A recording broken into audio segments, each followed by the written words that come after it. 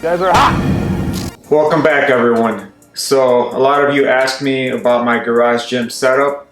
I hope you like all the stuff that I've done to the garage. It's starting to actually look more presentable in the videos.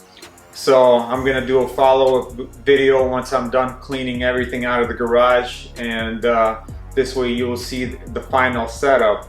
So if you've been following me on Instagram, you've seen that I've been doing a lot of 10K runs over the summer.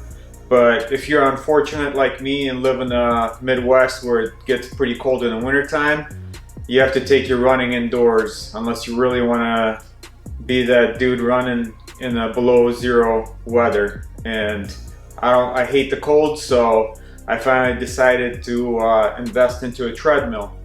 So I was doing a lot of research on which treadmill to buy because I have zero experience in treadmills, and there are a million options out there. So I'm not in the budget for a brand new treadmill because these things vary from a few $100 to thousands of dollars if you want the heavy duty, the industrial ones.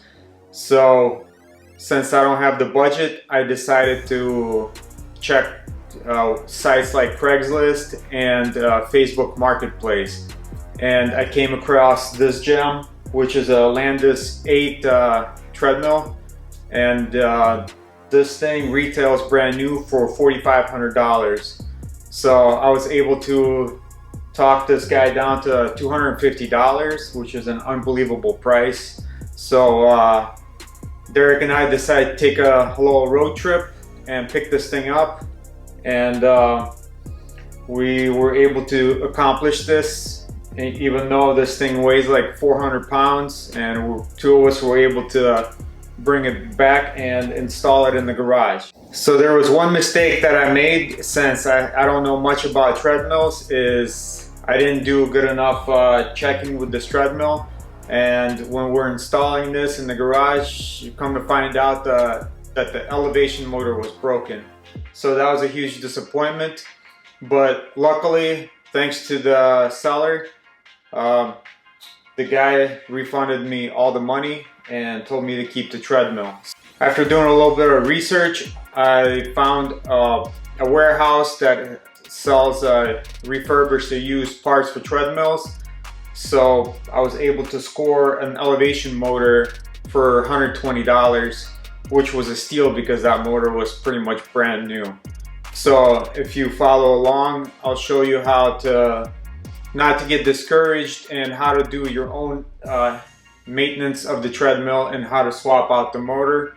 This was super easy. The longest part took me removing all the rust and all the dirt that was built up over the years, because I don't think anybody really maintained this treadmill.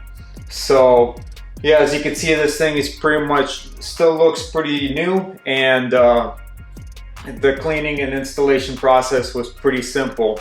So for any of you who are on a budget and looking to expand your garage gym, just be patient and just constantly do your research.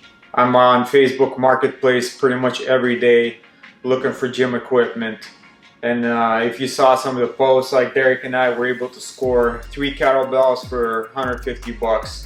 And that's unheard of because those were pretty much brand new Rogue kettlebells.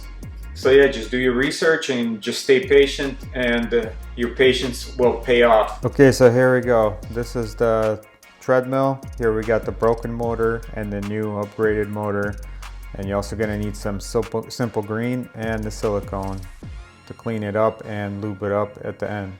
So as you can see, I already removed the old motor, and first you gotta do is vacuum everything out, clean it out, and now we just drop the new replacement motor right in.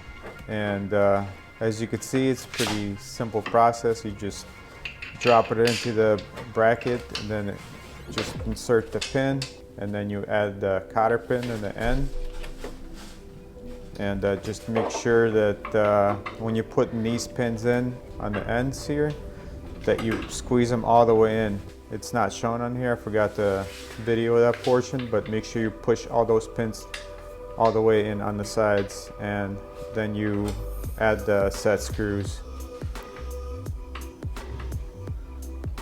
So now we plug it into the circuit board. Just make sure you run that wire underneath the motor as directed in the treadmill. And now we connect the ground wire.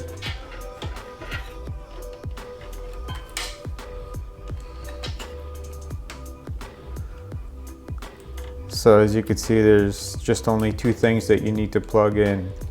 Is the main cable into the circuit board, and the ground wire screws right in.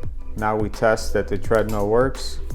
As you can see that it started right up, and now we test the elevation on it, and the elevation motor is working perfectly. See, as you can see, the elevation is working. And I forgot to mention, I put the treadmill up on the blocks just to make it easier to work on. And now to maintain this and clean it up, you just loosen up the rear roller. As you can see, I use a 9/16 ratchet, and you just unscrew this all the way until it loosens up to where you can get into under the belt of the treadmill. As you can see, all that built up on there. Then you just spray some simple green on a rag and just start cleaning. As you can see, all that rust and dirt built up. So after we clean it up, you use Lanice recommends using their own silicone, but I don't think you have to use that. You could just get any type of silicone at the store. I think WD-40 makes it as well. And you just squeeze it all over on the deck. So I just used the entire tube and squeeze it right under the belt. So now you start up the treadmill, you set it to like 3 miles per hour, and you start adjusting your belt. You gotta adjust the tightness, and right here we're doing the test for the slipping of the treadmill.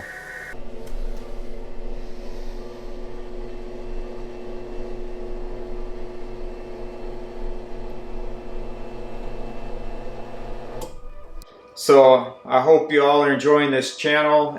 Please give us a thumbs up. We really appreciate your following. Please subscribe. Please share it with your friends, and we'll see you on the next one.